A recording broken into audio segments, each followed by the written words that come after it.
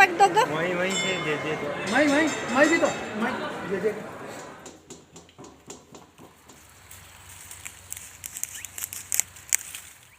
Hello guys, खमा गणिसा, स्वागत है आप सभी का मेरे गांव की एक और नई सुबह में। और आज हमारे घर पे बन रहा है खमन। तो आप लोग सोचेंगे कि खमन कहाँ है, तो खमन मैं गैस पे चढ़ाकर आई हूँ बनने के लिए। और ये मैं बाड़ी में आई हूँ। मेरे भाई ने कहा था कि उसने मीठी नीम बो रखी है, तो देखते हैं कि कहाँ पर बो रखी है। बहुत ढूंढने के बाद मुझे ये छोटू सा पौधा नज़र आया। शायद इसी को मीठी नीम बोलते हैं, पर मुझे याद तो नहीं है। पर मैं उससे पूछकर कंफर्म करके फिर डालूँगी। तड़के में चाहिए मुझे ये मीठी नीम। अब चलिए, पत्ते हमने तोड़ दिए हैं। पता नहीं अब ये क्या है। घर जाके मैं दादी सास से या मम्मी से किसी से पूछूंगी कि ये क्या है। हम दोनों माँ बेटी आए थे मीठी नीम ढूंढने के लिए। और ये मेरे दादाजी का चौतरा है, जिस पे तारा खेल रही थी। ये पूछ रही थी, मम्मा आपके हाथ में क्या है। उसको लगा कुछ खाने की चीज़ है। मैंने कहा, बेटा ये तो पत्ते हैं, तड़के में डालूँगी, खाने की चीज़ मैं बना रही हूँ। और ये खमण मेरा ऐसा हो गया था, मतलब थोड़ा सा अभी कच्चा था अंदर से।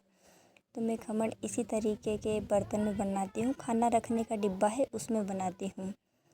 ये शाम को दादी साहब मक्के की रोटियां बना रहे थे चूल्हे पर, और मैं और मेरी बहन पास में बैठे थे। वो भी आई हुई है इसीलिए। और नेक्स्ट डे हम दोनों भाई बहन गए थे। मेरी कंवरानी सा है ना, उनको लड़की हुई है मेरी भतीजी, तो उसको देखने के लिए उनके गांव में गए थे अगले दिन। तो ये मेरा छोटा भाई और मैं दोनों गए थे। हम दोनों माँ बेटी को ये किनारे बिठाकर पेट्रोल भरवाने गया था। और ये उज्जैन हाईवे रोड है। मैं सच में बता रही हूँ, मैं पहली बार ही इसके साथ बाइक पर बैठी थी। मुझे बहुत डर लग रहा था, क्योंकि ये रोड बहुत चलता है, आगर उज्जैन रोड। और ये हाईवे रोड है, ट्रक बस सब कुछ यहाँ पर बहुत आता है। पहली बार मुझे इसके साथ बैठने में बहुत डर लगा। और अगले दिन थोड़ी देर बाद हम पहुँच गए थे कवरानिसा के घर। और ये मेरी क्यूट सी भतीजी है रेणुका। इसका नाम मेरे दादाजी ने शिवा रखा है, पर डॉक्यूमेंट्स पे इसका नाम रेणुका है, तो मुझे रेणुका पसंद है। तो हम एक रात यहाँ पर रुके थे। मुझे पताशे बंटवाने थे भतीजी आने की खुशी में, तो वो बंटवाए मैंने। उसके बाद हम गए थे ये नलखेड़ा, यहाँ से पास में पड़ता है मेरे कवरानिसा के गाँव से। अब मुझे पता तो नहीं है, पर मेरा भाई कह रहा था कि ये 51 शक्तिपीठों में से एक आता है। तो वो कह रहा था, इसीलिए मैं आपको बता रही हूँ। मुझे नहीं पता कि ये 51 शक्तिपीठों में से आता है माँ बगलामुखी मंदिर। ये यहाँ पर कुंड था, इसमें सिक्के डालते हैं। उज्जैन में जो हरिसिंध मंदिर है ना, उसका मुझे पता है कि हाँ, वहाँ पर माता रानी का हाथ गिरा था, तो वो हरिसिंध मंदिर के नाम से प्रसिद्ध है। पर नलखेड़ा का मुझे नहीं पता कि ये भी 51 शक्तिपीठों में से एक आता है। ये माता रानी के दर्शन हो गए। उसके बाद हमने ये भैरू बाबा के दर्शन किए थे। और अंदर कैमरा ले जाना ना अलाउड नहीं था, तो इसीलिए मैं माँ बगलामुखी के आपको दर्शन नहीं करवा पाई। I am really sorry. उसके बाद मैं और मेरा भाई और ये मेरी कवरानी सा के भुआ सा हैं। बहुत क्यूट सा नेचर है इनका, मुझे पर्सनली ये बहुत पसंद आए। ये भी आए हुए थे एक रात, ये भी रुके थे वहाँ पर। ये हवन हो रहा है यहाँ पर। तो नवरात्रि में यहाँ पर बहुत भीड़ होती है, बहुत ज़्यादा हवन करवाते हैं।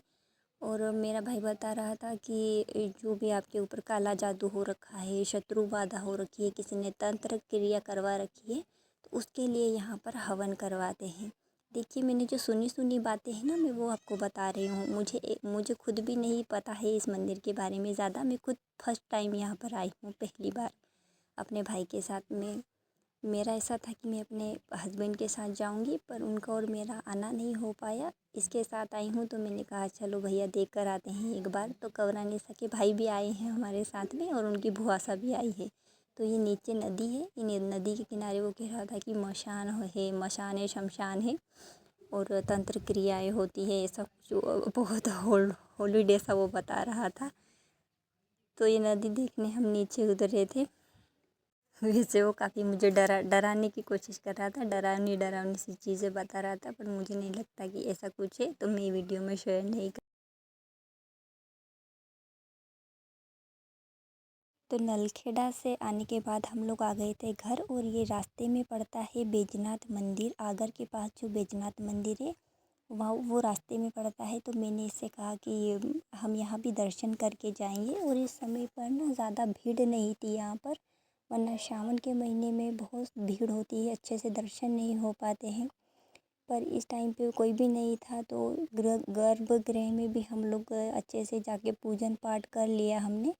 वरना सावन के महीने में ऐसा होता है ना कि मंदिर के पुजारी है बस दर्शन करवा के निकाल देते हैं कि चलिए आप आगे चलिए, दूसरे को आने दीजिए, तो दर्शन नहीं हो पाते हैं। और ये देखिए शिवलिंग मैंने पहली बार देखा है, जबकि मैं यहाँ पर बहुत बार आ चुकी हूँ।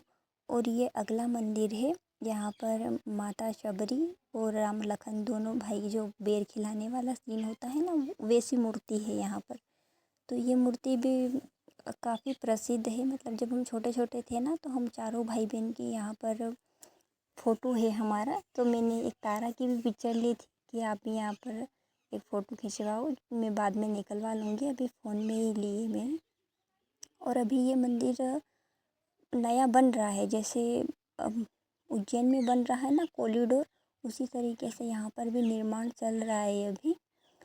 यहाँ पर भी दर्शन हमारे बहुत अच्छे से हो गई, और उसके बाद हम आ गए थे अपने घर वापस। और मैं अपनी कवरानी के घर पे से मुझे क्या दिया है वो भी मैं इसी व्लॉग में शेयर कर रही हूँ। तो उनके घर से मुझे ये चूड़ा पहनाया था, ये पिंक कलर का सूट किया था, इसका ओढ़ना मुझे बहुत पसंद आया, सूट भी बहुत प्यारा है। और इसके साथ साथ मेरी बेटी भी आई थी ना साथ में, तो उसके लिए भी उन्होंने कपड़े दिए हैं, सूट। और मैंने अब पिछले व्लॉग अगर आपने देखा होगा, तो मैं भी उनके लिए सूट लेके गई थी, गुड़िया के लिए कपड़े लेके गई थी, और चांदी की चेन लेके गई थी गुड़िया के लिए, और पताशे पटवाए थे। मैंने ये सब किया था, मैं अपनी तरफ से लेकर गई थी। और जो गहने में पहन के गई थी, गोल्ड के पहन के गई थी, वो सारे मैं आके निकाल रही हूँ यहाँ पर। और मैं बहुत थक गई थी, पता नहीं बदन पूरा टूट रहा था मेरा, इतनी थकान हो रही थी कि बताइए मत। तो इसी के साथ ये व्लॉग मैं यही ख़त्म करती हूँ। उम्मीद है आपको पसंद आया होगा।